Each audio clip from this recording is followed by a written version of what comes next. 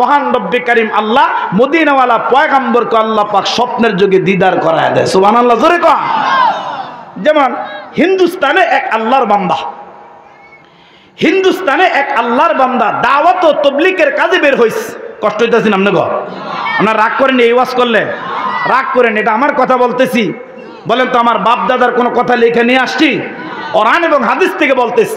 আমার ভাই, হিন্দুস্তানে এক আল্লাহর বান্দা দাওয়াত ও তাবলীগের কাজে বের হয়ে গেছে। খুব ভালো করে বুঝবেন কথা, অনেক লম্বা চূড়া কথা বের হয়ে গেছে। আর দাওয়াতের কাজে বের হয়া ওই বান্দা সারাটা দিন এলাকায় ঘুরা ঘুরা মানুষের কাছে আল্লাহর কথা বলেছে, মানুষকে দ্বীনের কথা বলেছে, মানুষকে নামাজের কথা বলছে।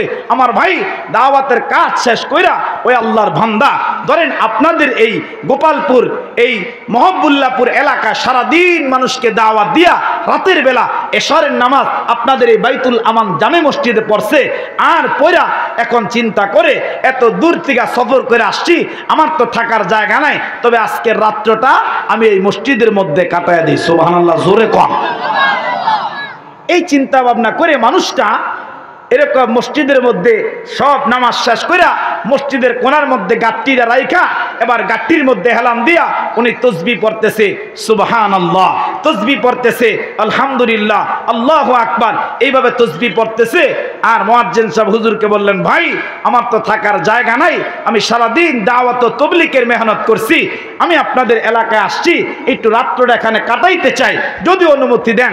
আমার ভাই এবার অনুমতি পায়া মানুষটা রাতের বেলা ঘুমাইবে এরকম বিছনার মধ্যে বৈশা তসবিহাতগুলা পড়তেছে। হঠাৎ করে আপনাদের এলাকার একজন যুবক সারাদিন এরকম জঙ্গলার মধ্যে কাঠ কাটছে, আর কাঠ কাইটা যখন মানুষটা রাতের বেলা যখন জামাত পায় না এশারের নামাজ পড়তে আসছে, মসজিদের মধ্যে সুন্দর চেহারাওয়ালা এই বৃদ্ধ বুজুর্গ মানুষটাকে দেখা এবার সামনে গিয়ে ডাক দিলেন, বাবা আপনি কোথায় থেকে আসছেন, আপনার বাড়ি কোথায়, আর আপনি যে আসছেন আপনি রাতের বেলা কোনো খাবার খাইছেন কিনা? সুবহানাল্লাহ, একটু জোরে কোন। আচ্ছা বলেন, যদি আপনাদের এই মহব্বুল্লাহপুর এলাকার এই বাইতুল আমান মসজিদে এরকম কোনো মেহমান আসে আর আপনারা যদি কেউ চোখের মধ্যে পড়ে, বলেন তো আপনারা কি তাকে জিজ্ঞাসা করবেন না যে মুরব্বী চাচা আপনার বাড়ি কোথায়, চেহারাটা মলিন দেখা যায়, খাবার খাইছেন কিনা? এরকম মেজবান হয়া মেহমানকে বলেন তো জিজ্ঞাসা করা দরকার আছে না নাই? যুবক ছেলেটা জিজ্ঞেস, এবার মুরব্বী ডাক দেখো, বাবা আমার বাড়ি অমুক এলাকায়, আমি দাওয়াত ও তাবলীগের কাজে বের হয়েছি, শোনা সারাটা দিন ঘুরা ঘুরা মানুষের কাছে দিন বুঝাইছি, মানুষকে নামাজের দিকে ডাকছি, আল্লাহর দিকে ডাকছি, শোনো আমি তো কোনো কিছু খাই নাই, আর খাবো কোথায় থেকে, আমার কাছে যা ছিল তা শেষ হয়ে গেছে। এবার ডাইকা যুবকটা ডাইকা বলে, বাবা আপনি একটু বসেন, আমি আমার বাড়ির মধ্যে যাই, আর গিয়া দেখি আপনার জন্য আমি কোনো খাবার ব্যবস্থা করতে পারিনি। সুবহানাল্লাহ। আপনাদেরকে আমি যেটা বোঝানোর জন্য এই কথাটা লম্বা করলাম, ওই যে যুবকটা জংলা কাট কাটে তার ইনকামটা কেমন ছিল, আমার ভাই কিতাবের মধ্যে লেখছে তার ইনকাম দৈনিক এতটুক ছিল যে তার বাসায় মাত্র 3টা রুটি তৈরি হইতো, আর তার ফ্যামিলির সদস্য 3 জন, যুবক এবং তার বিবি এবং তার ছোট্ট একটা কন্যা সন্তান। কয়টা রুটি? কথা কয় না, কয়টা? 3টা। তো যুবক বাড়ি থেকে বিবির কাছে একটা ভূমিকা দিচ্ছে, আগে বিবির কাছে একটা ভূমিকা দিছি, বিবিরে আমরা যদি একদিন না খাই তাহলে তো আমরা মারা যাব না, তবে আল্লাহর ঘরে একজন আল্লাহর মেহমান আসছে, আমাদের এলাকায় একজন মেহমান আসছে, আরে তার চেহারাটা এত সুন্দর, হিন্দুস্তান থেকে আসছে, বিবি একদিন না খাইলে যেহেতু আমরা মরবো না, চলো না আমাদের 3টা রুটি আজকে আল্লাহর বান্দা ওই মেহমানকে আমরা হাদিয়া দান করে দেই। সুবহানাল্লাহ, জোরে কান। আরে মুসলমান যুবক ভাই, খুব ভালো করে কথাগুলা দিল দিয়া বুঝবেন। এ বাবা, যুবকের বিবিটা তো মুমিন একটা বান্দি, এবার বিবিটা ডাইকা ডাইকা বলে, প্রাণের স্বামী শোনেন, হা হা যদি একদিন আমরা যদি না খাই তাহলে কিন্তু আমরা মৃত্যুবরণ করব না। স্বামী যান যান, তাড়াতাড়ি রুটিটা নিয়ে আল্লাহর বান্দা মেহমানকে আপনি হাদিয়া প্রদান করেন। এরে মুসলমান বাবা, যুবকটা 3টা রুটি নিয়ে চলে গেছে আল্লাহর বান্দার কাছে। ওই 3টা রুটি যখন তাকে দস্তরের মধ্যে বিছাইয়া তিনটা রুটি যখন বাবা তার সামনে যখন পরিবেশন করলেন, আল্লাহর বান্দা তিনটা রুটি খাইলেন, খায়া রাতের বেলা আরামে একটা ঘুম দিলেন। এবার ফজরের নামাজ আনতে যুবকটা বৃদ্ধ মানুষটার কাছে গিয়ে ডাক দিয়ে বললেন, বাবা আমি গত রাতে আপনাকে মেহমানদারি করাইলাম, আপনি কিন্তু আজকে আর আমাদের এলাকার মসজিদের মধ্যে আসবেন না। আপনি যদি আজকে আসেন আমি মেহমানদারি করাইতে পারবো না, আর আপনি যদি চলে আসেন আমি আপনাকে না খাওয়ায় কিন্তু আমি কিন্তু একটা খাবার কিন্তু আমার মুখের মধ্যে তুলতে পারবো না। বাবা আবার লম্বা চূড়া কথা থানবী রহমতুল্লাহ আলাইহি লিখছে, ওই মানুষটা আবার সারাটা দিন দাওয়াতের কাজ করে পরের দিন আবার এই মসজিদের মধ্যে হাজির। সুবহানাল্লাহ। কোন আবার যুবক ছেলেটা লম্বা চূড়া কথা যুবক ছেলে বিবির কাছে চলে গেলেন, ডাক দিয়ে বলতেছি, বিবি আজকে যদি আমরা না খাই মারা যাব না। এ বিবি শোনা, আল্লাহর বান্দা আজকেও কিন্তু মসজিদের মধ্যে মেহমান হয়ে গেল, চলো না বিবি আমাদের রুটিটা আজকে আমরা দান করে দেই। এবার মেয়েটা ডাক দিয়ে বলে, এ স্বামী শোনো, আরে তুমি যদি চাও তোমারটা তুমি দান করতে পারো, তুমি যদি চাও আমারটা তুমি নিয়ে যাইতে পারো, কিন্তু প্রাণের স্বামী শোনো, আমার বাচ্চাটা একেবারে ছোট, সারাটা দিন না খায়া খায়া তার পেটটা পিঠের সাথে লাইগা গেল। স্বামী আমার যাও যাও আমাদের দুজনের দুইটা রুটি আজকে তুমি আল্লাহর বান্দাকে হাদিয়া প্রদান করো। মুসলমান বাবা যুবকটা দুইটা রুটি নিয়ে চলে গেছে দস্তরের মধ্যে বিছাইয়া। এবার রুটিটা যখন এরকম ভাবে আল্লাহর বান্দাকে দিলেন আর খাওয়াইতেছে, দাইকা বলতেছে, বাবা আজকে বড় কষ্ট কইরা কিন্তু আপনাকে দুইটা রুটি আইনা দিলাম, কিন্তু বাবা যদি আগামীকাল আপনি আসেন আপনাকে কিন্তু খাওয়ানোর মতো আমার সামর্থ্য হবে না। এরে মুসলমান বাবা যুবকটা ডাইকা বলে, বাবা আগামীকাল আর কিন্তু আপনি আসবেন না, আর আপনি যদি চলে আসেন তাহলে আপনাকে না খাওয়া কিন্তু আমি খাইতে পারবো না। আমার ভাই বড় লম্বা চূড়া কথা। এবার যুবকটা চলে যায়, বৃদ্ধ মানুষটা ঘুমাইলো। ফজর নামাজ আনতে আবার এলাকার মধ্যে ঘুরা ঘুরা তিনি দাওয়াতের তবলিগের কাজ করলেন। আবার পরের দিনও মানুষটা আবার এই মসজিদের মধ্যে হাজির হয়ে গেলেন। সুবহানাল্লাহ। কোন এবার যুবকটা তৃতীয় দিনে যখন আইসা দেখলে আজকেও যায় নাই, আজকেও মেহমানটা হাজির হয়ে গেছে। এবার বাড়ির মধ্যে গিয়া বিবির আবার ডাইকা কয়, এ বাড়ির বিবি শোনা, আজকেও তো আল্লাহর বান্দা যায় নাই, চলো না আমাদের রুটিটা আজকেও দান করে দেই।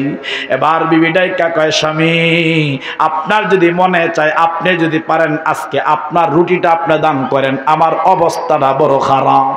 এরে মুসলমান একটা রুটি যুবক নিয়ে গেছে, ওই দিনও খায় নাই, সারাদিন জঙ্গলার মধ্যে কাঠ কাটতেছে, এত মেহনত করার পর সে রুটি খাইলো না, আল্লাহর বান্দাকে খাওয়াইলো। এবার খাওয়ায় যুবকটা আজকে আর কোনো আসার জন্য নিষেধ করলেন না। এবার যুবকটা চলে যায়, বৃদ্ধ মানুষটা বিছানার মধ্যে ঘুমায়।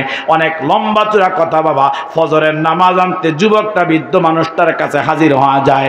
এবার হাজির হয়ে ডাক দিলেন, বাবা আজকে আপনি চলে যান, আর কিন্তু আপনি আসবেন না। দেখেন তাকে আমার পেটের অবস্থা বড় খারাপ, আমার পেটটা একেবারে পিঠের সাথে লাইগা গেল। মুসলমান বাবা এবার বৃদ্ধ মানুষটা যুবকের দুইটা হাতের মধ্যে খপ করে এরকম ভাবে ধরলেন, আর ডাইকা ডাইকা বলতেছে, যুবক আমাকে দৈনন্দিন তুমি নিষেধ করে, এরপর কেন আমি আসলাম জানো? আরে কেন আমি আসলাম তুমি জানো? আমার ভাই থানবী রহমতুল্লাহ আলাইহি বড় চমৎকার করে লিখে। এবার ওই বৃদ্ধ মানুষটা ডাইকা ডাইকা কয়, বাবা প্রথম দিন যখন তুমি আমার সামনে যখন তিনটা রুটি দস্তরের মধ্যে হাজির করলাম, আরে আমি রুটির মধ্যে যখন তাকাইলাম, রব্বি কারীম আল্লাহ আমার চোখের বসিরত গুলো আল্লাহ পাক খুলে দিছে। ওই রুটির মধ্যে এমন একটা দৃষ্টি আমি দিলাম, আর আমি তাকায় তাকায় দেখলাম রুটিগুলার মধ্যে সরাসরি আল্লাহর আকাশ থেকে সকিনা গুলা নাজিল হইতেছে। সুবহানাল্লাহ। মুসলমান বাবা এবার বৃদ্ধ মানুষটা ডাইকা ডাইকা কয়, যুবক আমি যখন রুটিগুলা খাইতেছিলাম আর আমি আল্লাহ পাকের রহমত গুলা পেটের মধ্যে ঢুকাইতেছিলাম, শোনো শোনো আমি রব্বে কাবার কসম করে বলতেছি, এরে যুবক শোনো, এই তিনটা রুটি খাওয়াই দিন যখন আমি বিছানার মধ্যে ঘুমাইলাম, আমি যখন বিছানার মধ্যে ঘুমায় গেলাম, রব্বে কারীম আল্লাহ ওই দিন এমন একটা ঘুম আল্লাহ পাক আমাকে দান করলো। ওই ঘুমের মধ্যে আমি দেখলাম আমার রব্বে কারীম আল্লাহ ওই ঘুমের মধ্যে এমন একটা স্বপ্ন আল্লাহ পাক আমাকে দান করলো।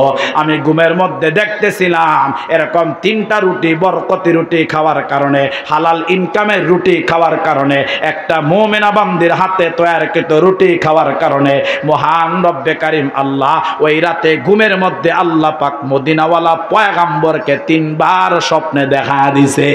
আল্লাহু আকবার। আমি এরকম 3টা রুটি খাইলাম, 3 বার মদিনাওয়ালা পয়গম্বরকে স্বপ্নে দেখলাম। আবার পরের দিন যখন 2টা রুটি আমাকে খাওয়াইলা, আরে ওই রাত্রে আমি পয়গম্বরকে 2 বার স্বপ্নে দেখলাম। পরের দিন যখন 1টা রুটি আমাকে খাওয়াইলা, আমি পরের দিন পয়গম্বরকে স্বপ্নের যুগে 1 বার দেখলাম। এর যুবক, বারণ করার পর কেন আমি আসলাম?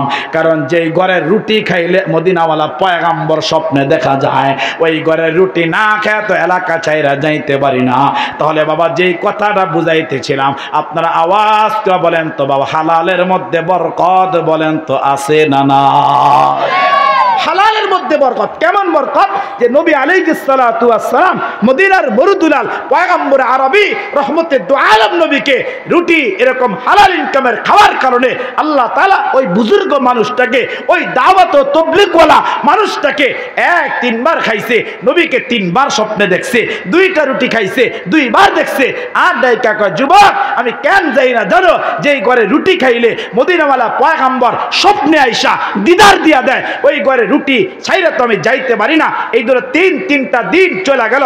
যুবক তোমার কষ্ট হয়, কিন্তু এরপর এই এলাকা ছাইরা আমি একটা মুহূর্ত চলে যাইতে পারি না। সুবহানাল্লাহ। তাহলে আমার ভাই বোঝা গেল, হালালের মধ্যে মহান রব্বে কারীম আল্লাহ বরকত লুকায় রাখছে, আর হারামের মধ্যে আল্লাহ তাআলা কোনো আরাম রাখে নাই, হারামের মধ্যে কোনো বরকত রাখে নাই। এই জন্য আপনারা দেখবেন অনেক মানুষ 10,000 টাকার বেতনের চাকরি করে, হালাল ইনকাম। এই মানুষটার টাকা দিয়া সংসার চলে, তার ঘর ভাড়া চলে, তার মেয়ের পড়াশোনা চলে, ছেলেটা চলে। আবার আরেক মানুষ দেখবেন 50,000 টাকার বেতনের চাকরি করে, এরপর মাস শেষে ঋণ করে চলতে হয়। আওয়াজ করে ঠিক কিনা?